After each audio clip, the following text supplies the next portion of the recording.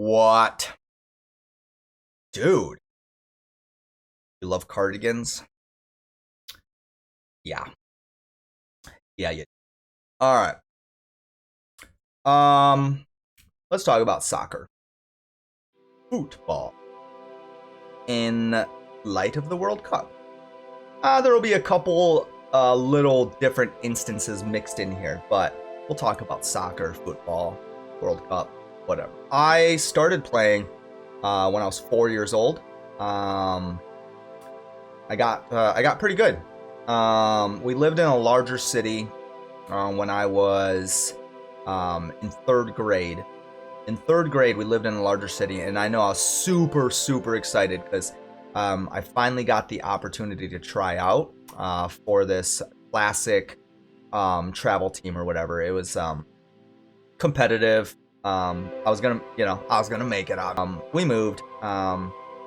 My dad's actually a pastor, retired, so he got moved to a different church. They didn't have a soccer program, so I actually had to go to the neighboring town, which is about let's just say 20 minutes away. They just started a soccer program, so here I am, going into fourth grade,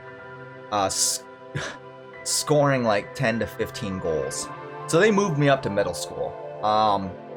So I started playing, again, I was in fourth grade. I started playing with like sixth, seventh, and eighth graders. Fast forward to when I was in middle school, they brought soccer finally into our town, and our high school just got a team. And I remember specifically though that year that they just got the team and they were forming it and whatever. I was like sixth grade or seventh grade. Anyways, I went and played with them though, because of just my advancement. And it wasn't anything that I did special. It's just what I knew. You know, you grow up in a bigger town, in a bigger city, with classic teams, travel teams, competitive teams. There's just a lot more competition. So you just gotta become really good. But then I went the opposite way, and I spent the next years thinking I was the freaking shiz, and I thought I was amazing, right? Because I just spent from fourth grade all the way to, what was I, 10 years old? So I just spent 8 years of my life running circles around everybody, being told how awesome I was, and, you know, got to my head. So in high school, freshman year high school, I started on the team as a center midfield. I played center midfield. I switched back and forth between striker and center midfield, but I had the best ball control in the whole. I still have really good ball control. I'm 41 years old, and I can definitely still control that ball. I never, just so you guys know, I never did make All-State. So I just to give you perspective, I never did make All-State. But when I was 17 years old, when I was 17, I got to go over to England. My dad was, we did like this church switch. So my dad would pastor at a church for 3 months, or the summer, in England, East Grinstead to be exact, or just north of Brighton. So if you're from England, a couple of you, MV, Stevie, East Grinstead, I spent like 3 months in there. I came back after that summer because I played a lot of soccer with people. I came back that summer, and deep down inside, I was humbled, but I didn't want, because I'm the dude, you know. I'm the best one, the best one in our whole region. I just made like Dream Team. I made Dream Team every single year. This was summer going into my senior year.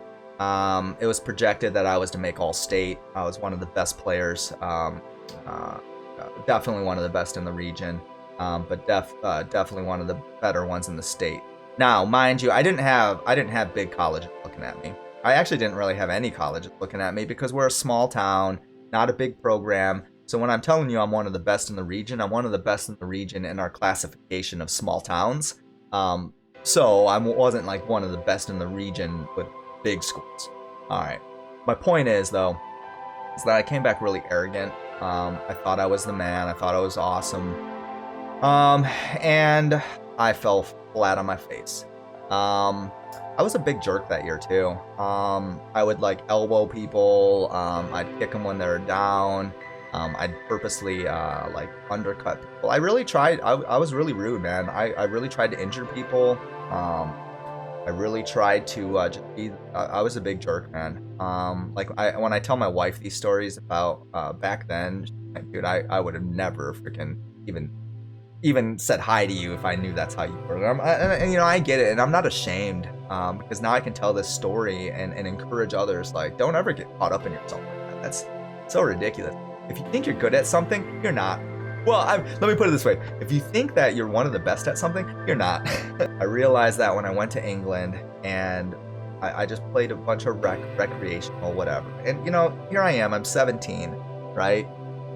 ADG, what are you saying? You used to lie to your friends? Yeah, dude. Yeah, I did. And it was stupid too, because I used to make up these lies to try to make my experiences sound English.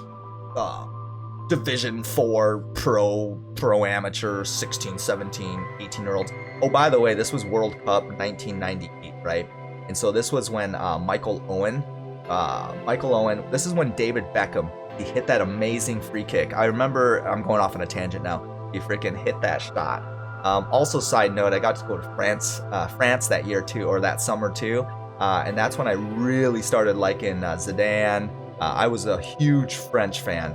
I was big into Thierry Henry. Where was I going with that? But yeah, if you think you're awesome at whatever you think you're awesome at, you might be. But don't ever choose the route of being entitled. Don't ever choose the route of putting other people down or trying to put other people down so that you can feel better about yourself. I don't know. 1999. Story 1. I went to Woodstock, right? That was the summer. But actually, I went and played college ball. I still love soccer. 41 now.